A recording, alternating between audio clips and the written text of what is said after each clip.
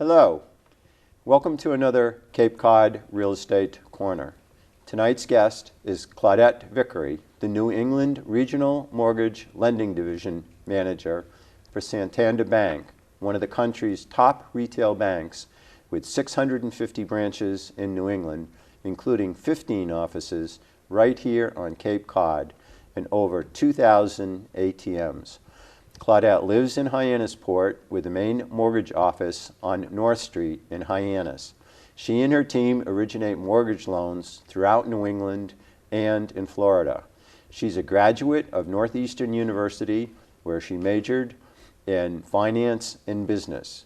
Mrs. Vickery is the owner and hostess of the Cape Cod Real Estate Show on News Radio 95.1 WXTK on Saturday mornings from 10 to 11. Mrs. Vickery is going to talk about home ownership on the Cape. She told me that it starts with a dream. Thank you, Bob. I'm delighted to be here. I'm here to talk tonight about home ownership. And let's start with the first-time home buyer. If you are out there dreaming about buying a home, one of the things that I can recommend to you is stop dreaming and find out what your options are for home ownership. Don't walk into a lending institution and say, I want a 30-year fixed-rate mortgage because I'm buying a home. What you want to walk in and say is you want to say, I'm a first-time home buyer. What are my options? One of the things that people don't understand is that there are different options out there if you are a first-time home buyer. And those options could save you considerable money over a 30-year period. One of my favorite programs, and one of the best programs in my opinion if you qualify for it, is a program called the Massachusetts Housing Partnership Program. It is a fixed-rate 30-year mortgage. It is a state-subsidized mortgage. The interest rate is generally less than what you would pay on a 30-year fixed-rate conforming mortgage, and the requirements are a little different as well. What are the requirements? It requires 3% down. Only 1.5% of that 3% down needs to be your own funds.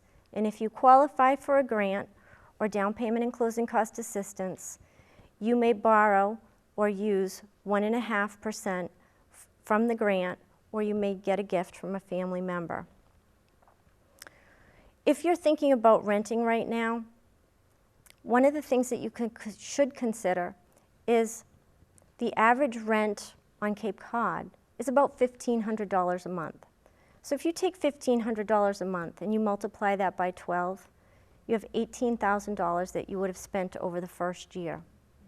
Typically, what happens when you ask to rent a property, you will be required to pay your first, your last, and a security deposit.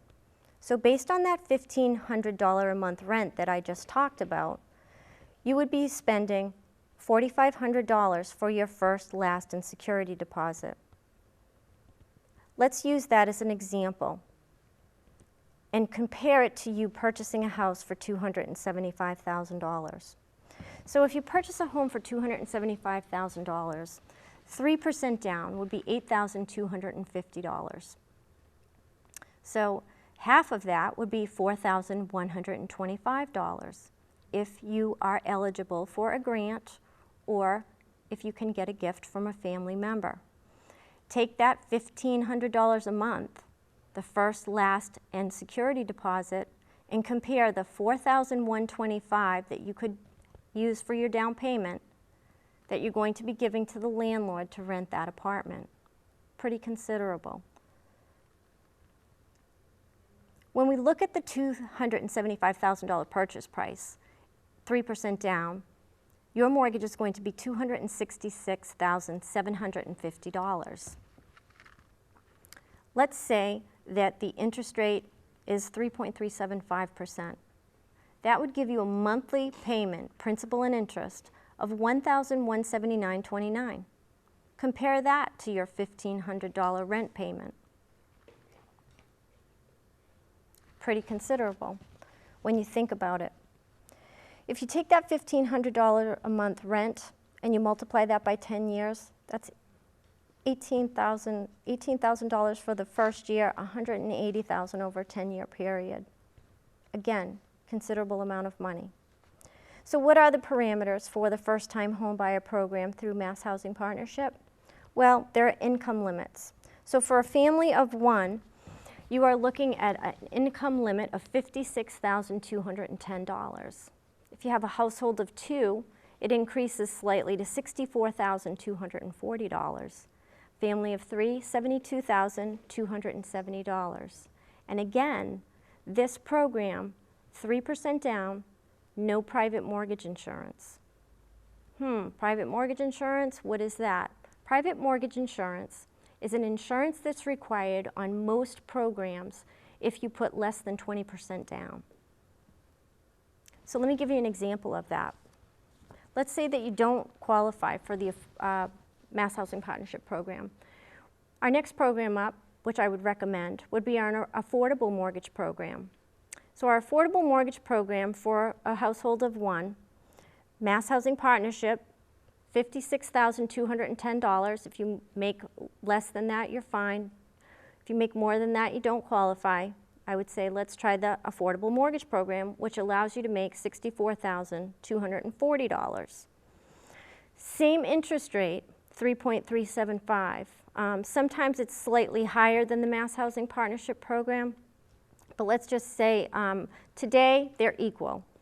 So we have the same principal and interest payment, $1,179.29, because it only requires 3% down. However, you have to pay private mortgage insurance. Private mortgage insurance, what is it going to cost you? It's going to cost you $195.62 more, bringing your principal, interest, and private mortgage insurance payment to $1,374.91 compared to the Mass Housing Partnership program of $1,179.29. So right there, you can understand why you would choose the Mass Housing Partnership program over that affordable mortgage program. Well, let's say that you don't qualify for either one of those programs. Is there anything else that you can do? Yes, there are plenty of things that you can do, and that's why speaking with a good lender is one of the most important keys and one of the most important steps that you can make. When you are looking for a lender, you want to look for more than just the best price or the best cost. You want to look for someone who has your best interest in mind, who really cares about you. And so the difference between a lender who really cares about you is one who's going to say, let me take all your information and let's see what you qualify for. That lender should be giving you the options so that you can unequivocally understand what those options are and that you can make the right decision for you. You're not walking in for them to make a decision for you. You're asking them for the information so that you can make that decision for yourself. So a lot of times there is a problem with first-time home buyers where they have very limited funds for a down payment. So the 3% down on the Mass Housing Partnership program and the affordable mortgage program is very good. But if you don't qualify, you have to look to other avenues. So you can look at a fixed conforming rate requiring 5%, a minimum of 5% down, and that interest rate will be significantly higher. And I can't quote an interest rate on that until we pull a credit score. And that is going to be driven by credit score and by your down payment. So if you have 20% down and you have a 740 or better credit score, you're going to be allowed to have premium pricing. But if your credit score is less than 740 and you're putting less than 20% down, then you're going to have a higher interest rate. So significant things to remember when you are looking at your options. And one of the reasons to see a lender who is going to provide those specific options for you is so that you can have all of the options in front of you and make the right decision, because this is a 30-year decision. In any event, what you want to also consider when you're looking at rates, terms, and the like, Federal Home Association loan allows you to put 3.5% down, none of which has to be your own funds. You can have the entire amount as a gift, but that loan even though it's priced very well, requires two things. It requires monthly mortgage insurance, just like the affordable mortgage, just like the fixed conforming mortgage, but it also requires an upfront MI that you have to pay at the time of closing. So let me give you an example, and let's use a $275,000 purchase price. So you have a $275,000 home that you're going to purchase. This program requires 3.5% down, requiring a mortgage of $265,375. So you're looking at private mortgage insurance because you're putting less than 20% down, and you're also looking at upfront mortgage insurance. The upfront mortgage insurance is going to cost you $4,644.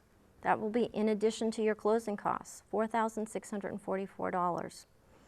And your down payment, $9,625. And your mortgage insurance is going to cost you $186.26. Talk about that for a little bit. Affordable mortgage, fixed conforming mortgage, FHA mortgage.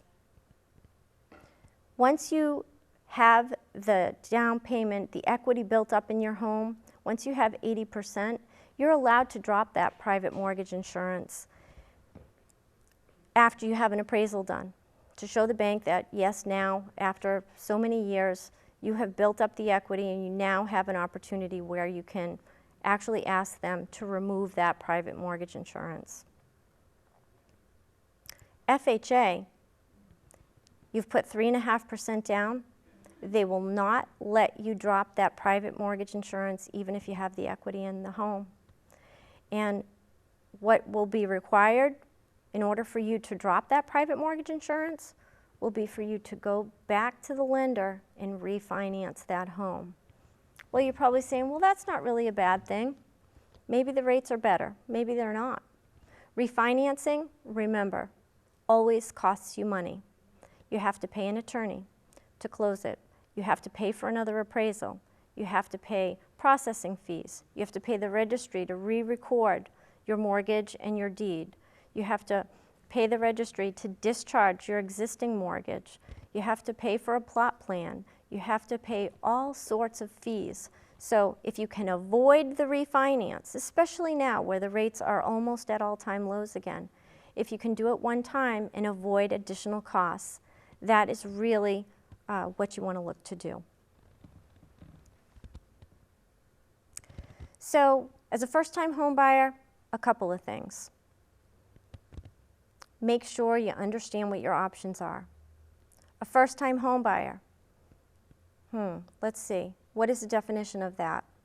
The definition of a first-time home buyer, in this case, is you have not owned a home in the last 3 years.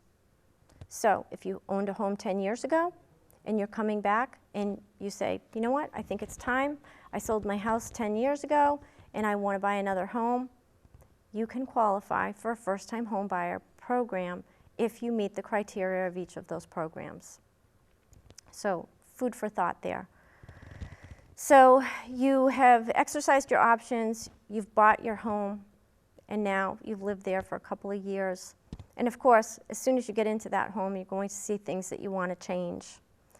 And one of the things that you should really make certain of is you understand what the options are when you are making home repairs or renovations to that property. If you put less than 20% down, you're going to be hard-pressed to borrow any more against that home. If you put more than 20% down, you may be able to get what is called an equity line of credit to do some of those repairs. And an equity line of credit right now is pretty easy to get. Right now, if you look and exercise your options out there, most of the lenders aren't charging application fees or closing fees at the present time. So if you do have equity and you're looking to do improvements, you may want to consider that. It does float with prime, so that's something that you really need to be careful of, because something like that, floating with prime, you need to make sure that you can pay it if for some reason the rates start to rise. And we know that the rates will eventually start to rise. It's not a matter of if, it's just a matter of when at this point in time. So right now we've been very fortunate. At the end of last year, we anticipated that at this time this year, we anticipated that the interest rates would be significantly higher than they are right now. But they're not. So it's a good time to take advantage of low interest rates. It's a good time to take advantage of good values for homes on Cape Cod. And it's a good opportunity for you to purchase a home, especially if you're at a crossroad thinking about, do I rent, do I buy, do I rent, do I buy? Remember, if the average cost of an apartment is $1,500 a month, that's $1,500 times 12, $18,000 a year. First, last, and security deposit, $4,500. You could use that money for your first, last security deposit as a down payment on a home, and it's a first step towards home ownership. First step, I should say, towards home ownership is understanding what your options are so that you can exercise them.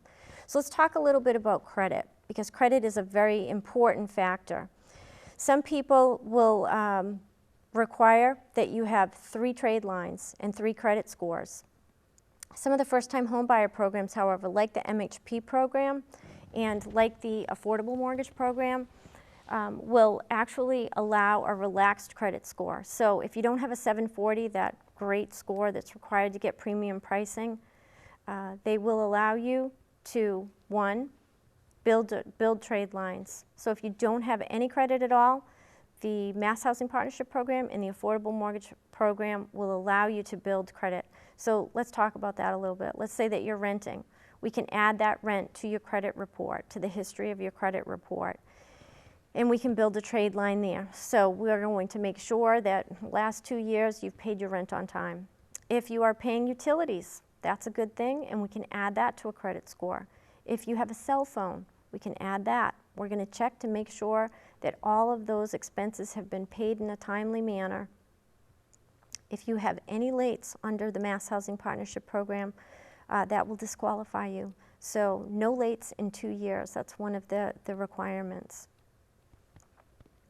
Again, credit. It's very interesting. Credit scores can be manipulated very easily. Let's talk a little bit about how to improve credit scores. 720, let's say you have less than a 720 credit score and you really want to improve that because you don't qualify for the Mass Housing Partnership and you don't qualify for the Affordable Mortgage Program.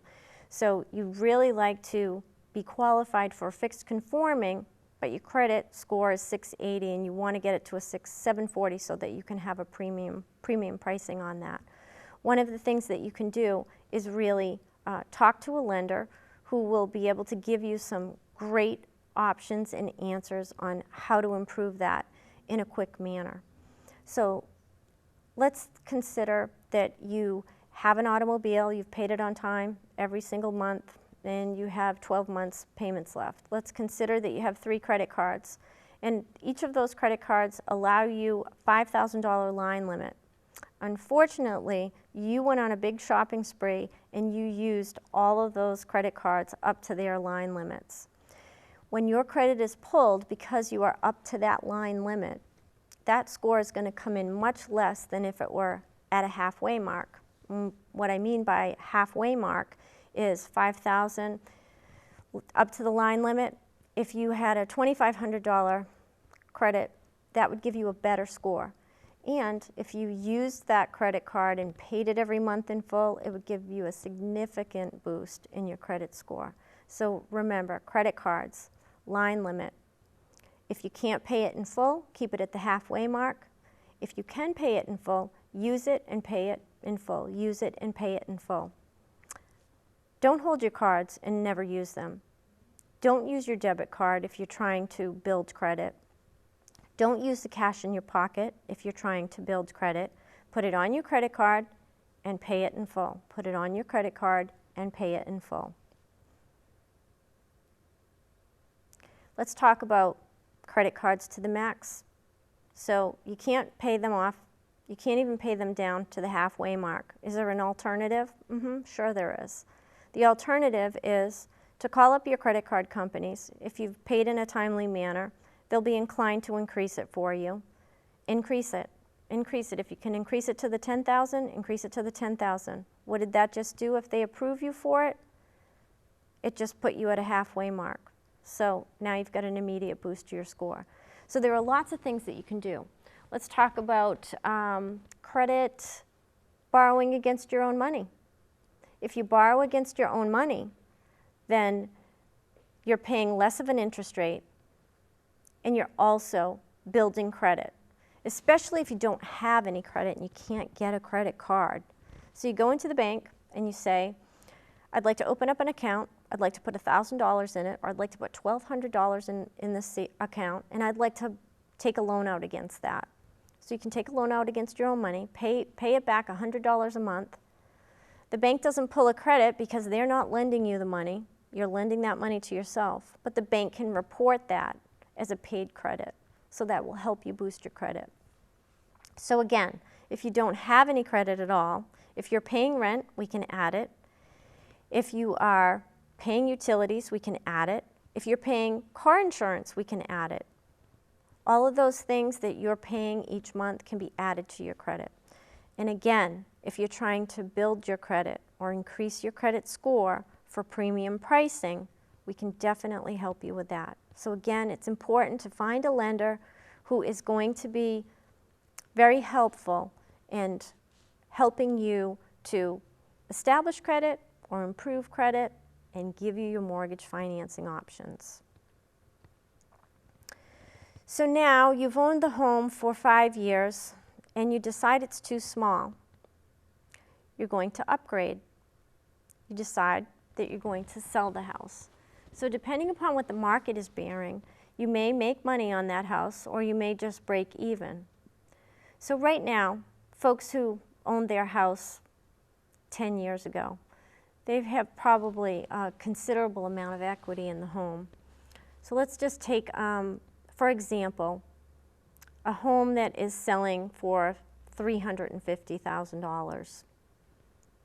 And these folks want to improve and they want to buy a $500,000 home. And they have a very little mortgage left on it. So they have listed their home for sale. And the market right now has very, very low inventory. And they found a house that they just love and they don't want to walk by it. And their realtor is telling them, you really need to make an offer on this house. And they say, okay, well, we want to make an offer and we're going to make an offer contingent upon the sale of the house that we own. It's probably not going to fly today. At one point in time, a seller may have accepted a contingency. However, because of the very low inventory, sellers are reluctant to accept a contingent upon the sale of because they don't want to sit and wait, because they know that there are a lot of buyers out there who are looking for a home like theirs, so they don't want to tie that up. So if you're a realtor and you have someone come through an open house that says, I want to buy this house, and then they sit down with you and they make a contingent offer, don't tell them no, this seller won't accept it. Tell them to explore the options of a swing line of credit. A swing line of credit is relatively new, and it's a line of credit that's used to bridge the gap between listing and selling your home. How does that help you? Well, it helps in a situation where you have equity that's built up. And it certainly helps if all the money that you have for the down payment on the new home is in that home that you're going to sell. What a swing line of credit will do is it will allow you to use up to 80% of the value of that property, minus any mortgage that's on that property. So what the lender usually does is the lender will pay off your mortgage and they will give you the balance for the down payment. So they will put a loan on one home. It's an interest-only featured loan, which allows you an interest-only payment, which is significantly less than a principal and interest payment. And they'll put another mortgage over here. And while it sounds complicated, it really is not complicated at all. And so if we were looking at a $300,000 line of credit at 3% interest, That's a very small payment of only $750 a month on a $300,000 line of credit. And it's a temporary line of credit used to bridge that gap, and you pay it off in full once the home is sold. So again, you're going to be converting that mortgage, paying it off, making it an interest-only payment while you're carrying two properties. And again, very, very relaxed payment.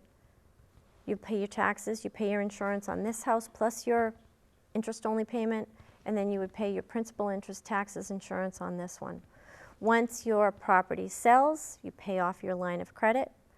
You get the remaining 20% that you didn't use. You can either put it in your savings account, or you can pay down this mortgage over here, making a bulk principal payment over here. And some lenders will re-amortize this payment, and usually the cost is very insignificant. It's about $150 to $200 to re-amortize. And some lenders will make you refinance it. So it's real important when you're exercising your options on that plane as well to make sure that you understand what options are on both sides. But most of the time, swing line of credit is paid. You can make a bulk principal payment on this mortgage over here, re-amortize for $150 to $200, and it's a pretty simple process. So, last but not least, I want to talk about the Homestyle Renovation Program. And the Homestyle Renovation Program is a program that you can use on an existing home that you currently own, or if you're looking at a house and you find that it has strong bones, but it needs a new kitchen, and it needs a new bathroom, and it needs a new roof, you can use what we call the Homestyle Renovation Program.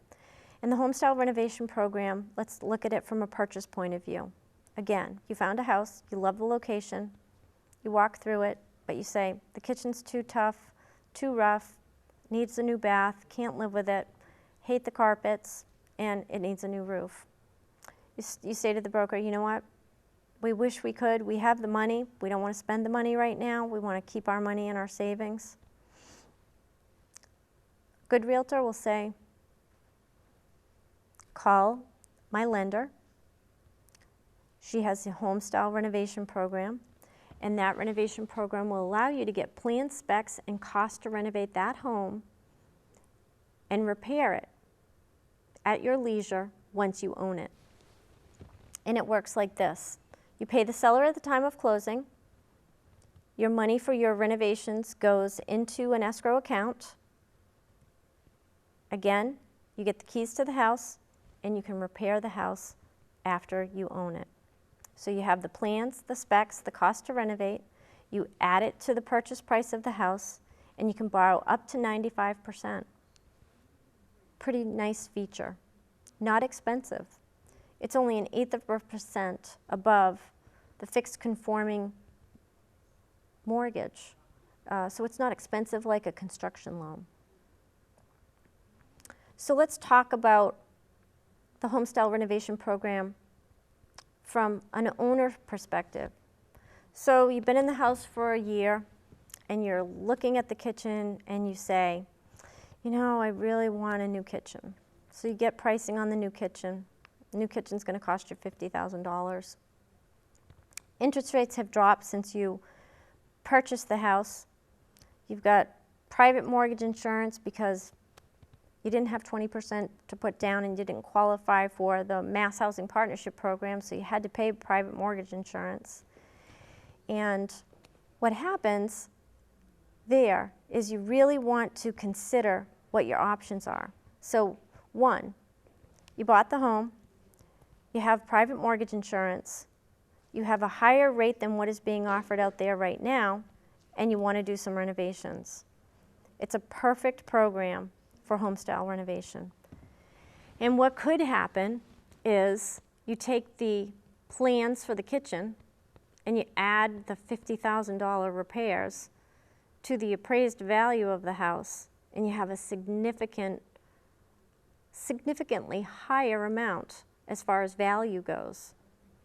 So the appraiser will take your plans, your specs, and your cost to renovate, and he will do and as if it were complete appraisal. Just like if you were to purchase a house, you're going to give the plans, the specs, and the cost to renovate.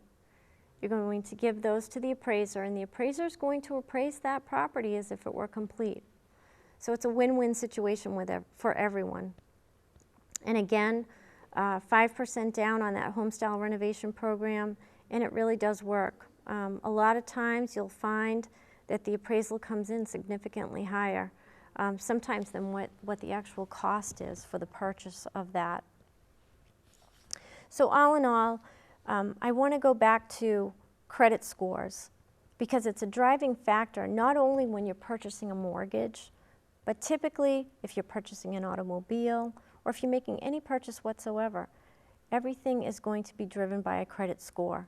So there's a program out there called Credit Karma, and I know a lot of my clients have used it. It was actually introduced to me about 6 months ago by a younger client of mine who was trying to improve his credit, and he came in and he asked for help, and he said, well, I just pulled my credit score. I'm using this program called Credit Karma, and it gives me my score every day. And sure enough, he was absolutely right. And I will tell you, throughout his transaction, it was very on point. So I made a couple of recommendations, like I made earlier to you. If you have credit cards that are at their line limits, call and increase them, or if you can, pay them at least to the halfway mark. And if you have some that you're not using, they're not doing you any good, use them. I say if you're trying to improve your credit and you have 3 cards, use one for gas, use one for groceries, use one for miscellaneous. Use and pay, use and pay. Again, I'll say, don't use your debit card, don't use your cash if you're trying to improve your credit scores, or if you're trying to maintain your credit scores too. Use, pay in full, use, pay in full, use, pay in full. If you're trying to build credit, really, go to a lender if you need help, and they'll be able to really guide you and put a plan together. I think it's very important that understanding that particular thing before you enter into anything else is probably one of the most important things that you can do for yourself. And always really keeping your finger on the pulse of that credit score, because that credit score, again, is going to drive very, very, very many facets in your life. Not only your home, but an automobile or anything that you're going to do down the road that involves credit. Again, if you're trying to build credit and it's hard for you to get a credit card, you can always get one at a very, very low balance. Usually they'll give you a $300 or $500 line of credit, but again, use it, pay, use it, pay, use it up to your maximum line limit. Don't go over, don't ever go over, because that'll hurt your credit. But again, use, pay, use, pay. Always pay on time. If you also need another trade line, you want to go into a bank, take $1,200, put it in an account, borrow against it. Again, no hard hit on your credit score, and the bank will report that, and they'll report it as a favorable pay if you make all the payments in a timely fashion. So again, if you're dreaming about home ownership, stop dreaming. It's a great time to buy a house right now on Cape Cod. The inventory is extremely low, but there are still relatively great homes priced at pretty good market values. You can still find a home under $300,000 if you look. Sometimes even $275,000. They are out there. You have to look maybe a little harder than you would have had to look about a year or two ago, but they're still out there. Again, when you're thinking about home ownership, if you're dreaming about home ownership, just stop dreaming and really reach out to a lender who can help you and who wants to help you, who will provide you with your options, who will help you put a plan together. Pre-approval is free, at least at most of the lending institutions that I know of. If they're going to charge you for a pre-approval, or if they're going to charge you to fix your credit, you should really exercise your option, make a couple of different calls. Again, $1,500 a month rent is a lot of money. Every time you take that money and you pay your landlord, it's like rolling down your window, taking your money, throwing it out the window, and just letting it go, because you're never going to get it back again. So understanding what your options are truly is essential. And again, if you're listening to this program and you own a home and you're paying private mortgage insurance, you should really take a real good look at your financial picture and get your house in order if you haven't. A couple of things that I want listeners to do tonight, if you already haven't done it, is look at your interest rate. Interest rates right now are significantly low. It might not be a wise idea. It might not be a profitable idea. But if you don't have the wherewithal to make that decision or understand the numbers, go to a lender. It's free. Ask them. I'm thinking about refinancing my house. This is my interest rate. They're going to provide you with your monthly savings. They're going to ask you a couple of important questions. Are you thinking about doing home improvements down the road? Maybe now is the time to take out some cash if you have equity. If you purchase that home and you're paying private mortgage insurance and you say to yourself, I'm not going to refinance because I'm still paying private mortgage insurance and I don't have 20% equity, make sure you exercise your options, and I'll tell you why. Because if you have a good credit score and you have less than 20% equity in your home, you may be able to get discounted private mortgage insurance just based on your credit score, because there's a program out there that allows discounted private mortgage insurance with good credit scores.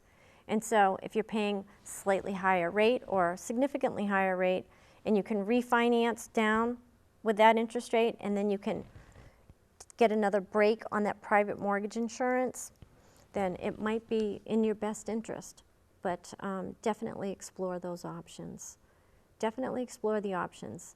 If you have a small mortgage, usually they say, 1% difference. If you don't have a 1% difference in the interest rate that you're paying, then it's not worth your while. But that's not true, because depending upon what your mortgage balance is, you may very well be saving a significant amount of money. And again, exercise your option, go in and get the hard and fast numbers. I'm paying 5 3/4 on a $300,000 mortgage right now. What are my options? Probably going to be under 4 still if you've got 20% equity in your home. So that 1% or 1+% is going to be significant when you add it up over the course of 10 years, 15 years, 30 years. If you have a very tiny mortgage and there's a 2% difference in your rate, it might not be worth your while at all to refinance. But again, getting those hard and fast numbers is going to be very, very, very important. So I will close the show with just a summary. First-time home buyers, definition of it, have not owned a home in the last 3 years. Understand what your options are, because the Mass Housing Partnership Program, one of my favorite, requires only 3% down, no private mortgage insurance, reduced interest rate. As long as you qualify, in my opinion, it's probably the best one out there for you. If you don't qualify for the Mass Housing Partnership Program, the Affordable Mortgage Program out there, again, reduced interest rate. It does require private mortgage insurance, but if you have a good credit score, they will discount that private mortgage insurance for you. The good thing about the Affordable Mortgage Program is the private mortgage insurance, once you reach the good equity of 80%, you can actually ask for an appraisal and drop that. So really the cost is an appraisal. You don't have to refinance, just have to ask for the appraisal, and typically it's the cost of the appraisal if the value comes in at the correct amount. FHA requires 3.5% down. Interest rate, very favorable. You will get a credit towards closing costs if you choose to have one. It requires upfront MI and monthly MI. And if you're only putting 3.5% down, you will not be able to just get an appraisal and drop that. You will have to refinance it. And again, every time you refinance or finance, it's going to cost you money to close. This concludes my presentation on home ownership, and I'll leave you with this. If you're dreaming about home ownership, Stop dreaming and call a lender. My name is Claudette Vickery. I am the Residential Lending Division Manager here on Cape Cod, and my advice is free. Thank you very much, Claudette, and thank you to the audience. We look forward to having you tune in again for the next Cape Cod Real Estate Corner on Channel 99.